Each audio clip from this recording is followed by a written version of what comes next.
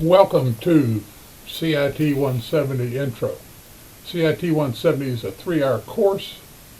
My name is Charles William Marshall. I'm your adjunct instructor. And Blackboard is the preferred way to communicate for this class. But supplemental information is going to be available at https://www.cwmclass.com. Okay, before we get started, I need your help so that I can better understand where each of you is coming from. And I'm not going to read each of these, but I would like you to look at these 3 questions and submit them at your earliest convenience, but certainly before we have our class next week. Okay, you're taking this class, and I want to tell you what I think the class is going to deliver to you that you should be able to expect to take away from it. You're going to know how to define a database and its uses,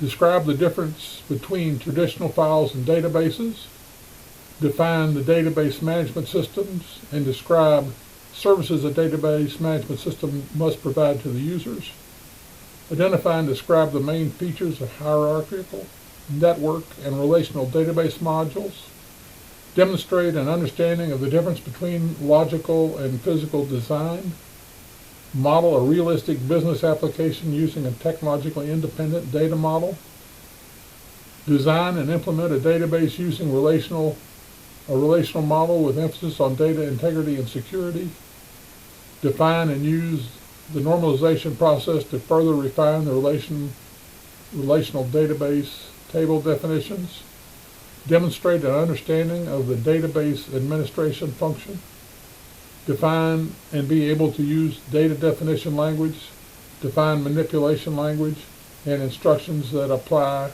to relational algebra, demonstrate an understanding of a distributed database system, and evaluate and select an appropriate database management system for a given application. Now, all those are straight out of your syllabus, and I'll bet they all sound complicated. And as with most things in life, the things you understand are simple, and the things that you don't understand are complicated. My goal in this class is to break each topic down to basic terms and concepts. Use those terms and concepts to build your understanding to understand more complex terms and concepts. And this class is cumulative, just like a Lego project or a jigsaw puzzle. If a term or concept is not clear, ask me a question.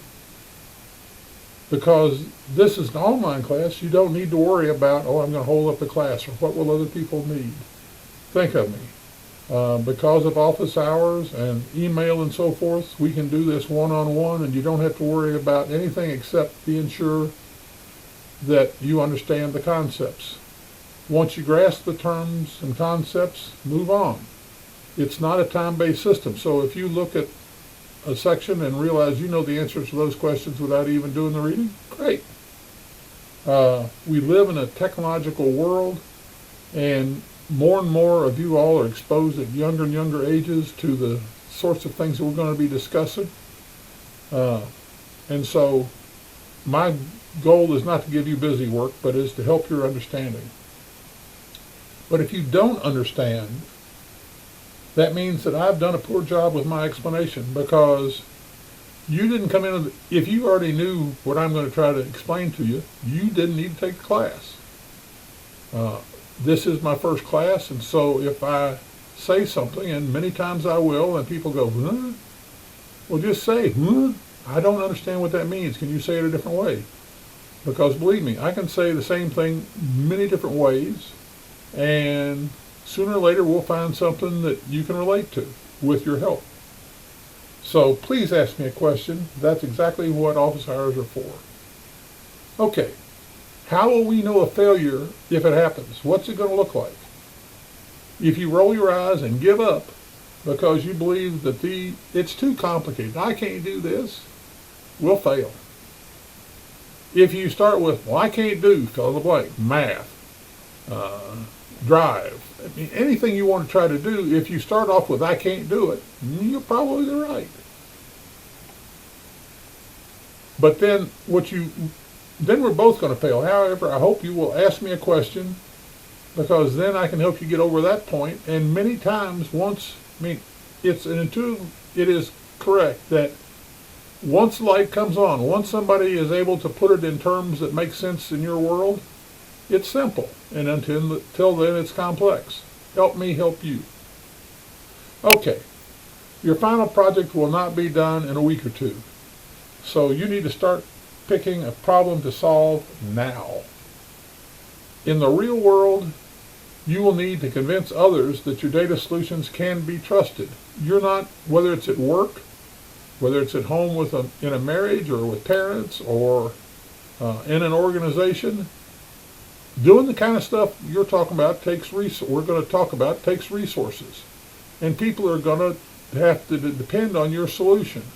So you have to be able to convince them that your solution makes sense and it's worth the effort. For your project, you're going to need to define the problem your solution is designed to solve. Okay, there are many times in the world that you're going to see solutions in search of a problem. That's guaranteed failure. If you're solving a problem that doesn't exist, almost always, you're doomed at the start. Now, I will give you this one proviso. Nobody realized they wanted an iPhone until Steve Jobs designed it and convinced them they did. And nobody knew that they needed a mouse with a computer until Steve Jobs or his team pilfered the idea from the Xerox PARC and commercialized it. So the fact that people may not know they have a problem doesn't mean you shouldn't solve it. But it does mean before you start trying to solve it, you better figure out exactly what problem it is you're after. Because if you don't know your goal, any road will lead there. Okay, once you've got a problem, why does the problem need a solution? Some things that you think need a solution may not be worth it. And if it does need a solution, what's the cost? Emotional, financial, spiritual, for whatever reason. Because one of the things you're going to hear me say over and over is the juice worth the squeeze? And that means that any effort is going to have some output, the juice. And the effort is the squeeze. So as you squeeze juice out of an orange or a grapefruit or whatever, you've got to always be looking at how much effort is it going to take me to get those results, and is there a payback? Okay, how will you organize the data to solve the problem that you've now decided that you have and that you've now decided is worth solving?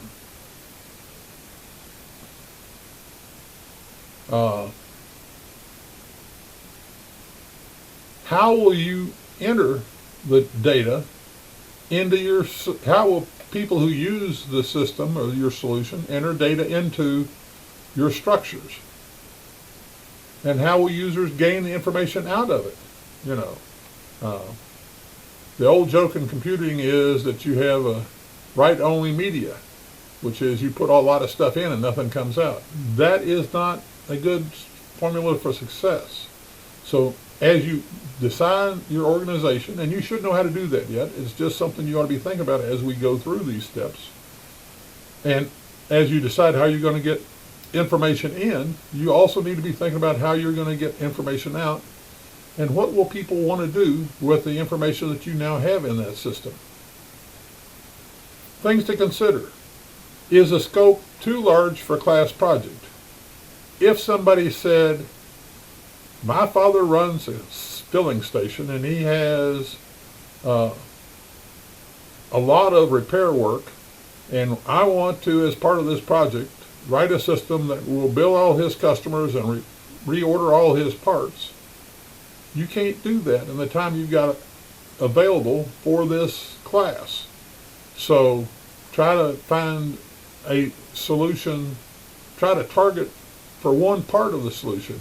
Maybe you want to come up with a system that keeps up with customers and the calendar of where their appointments are, or some other part of that. But as you pick a solution or a problem to solve, keep a focus. Does the solution cost more than the problem it currently costs? And I remember when I was about your age and at the University of Kentucky, I found a program from Purdue University that was guaranteed to be able to tell a farmer exactly what size tractors and how many tractors he needed to have or she needed to have to optimize the field work on that farm. And I was all excited, and I came home one summer and I had, I think it was 30 pages of inputs that my father needed to tell me so that I could tell him what size tractors to get. Well, I mean, some of them were like, what's the exact size of all the fields? Probably could get that. How much horsepower is required to pull one bottom plow through each field? Wasn't any way I knew that answer. And there was 29 and 3/4 pages left to go. Well, we quickly realized that we could buy a farm in the time it would take to get the input to put through their program. So avoid that. A CIT170 will work. I and Professor Garrison will prepare video segments on class topics. We'll also prepare a list of readings that you need to do and assignments to demonstrate or to evaluate your grasp of the content. You should move through them at your own speed. I encourage you to do them before Monday late, because if you do them during the week and have a question, you can call me. I'll be glad to try to work through any questions you have. This material is cumulative, as I said before, so it's important that if something doesn't make sense at the beginning, we talk it through. Once this or anything else is clear, it's simple, and until then, it's complex as hell. There's lots of ways to explain this, and my goal is to keep trying to find a way to explain it to you in your vernacular so that you'll understand.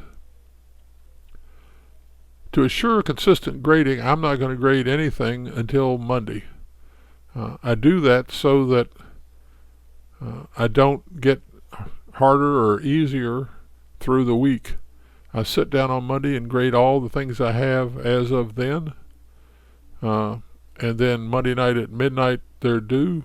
Everything's due, so that you'll be able to see your results on Blackboard as soon as we pass the deadline, which is 12:01 a.m. Tuesday morning.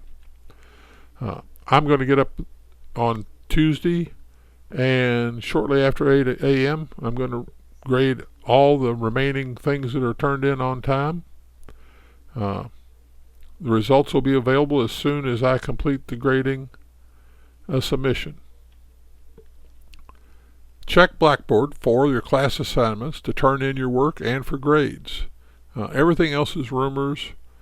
What counts is what goes through the Blackboard portal. Late work or do-overs. I'm going to deduct 5% for work turned in after the deadline, but I will grade it. Some deadlines I cannot slip. I can't slip the syllabus quiz. It's used to demonstrate that you've enrolled in class, and we have to see your completed syllabus quiz before we can file for before we do file for your financial aid, and we have to do that fairly soon for the cash flow for the college. So the syllabus quiz, the first thing that you need to turn in this week, you need to be sure and turn it on time.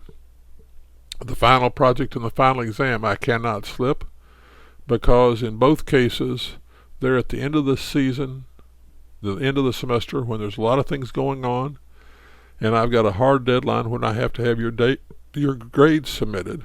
So those, I've told you I will take late submissions, but not on final project or not on final exam. I will, though, grade repeat submissions. If you opt to resubmit work, I'm going to deduct 10% from the possible score, 5% for being late, and 5% because it's a resubmission.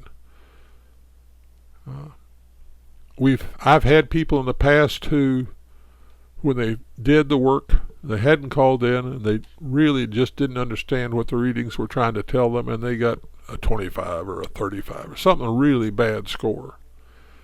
And after reading my markup of their grade and calling, and we had a counseling session, about tutoring session, whatever you want to call it, they had a very good grasp of the concept. So that if that happens to you, you should resubmit. And I will grade you again. You won't have the chance to get as good a grade as somebody who got it right the first time through, but a 90 is a whole lot better than a 25 in the grade book. I can't take resubmissions on final exams. I can't take resubmissions on final projects because of the deadline issue. But I look forward to this class and look forward to working with you.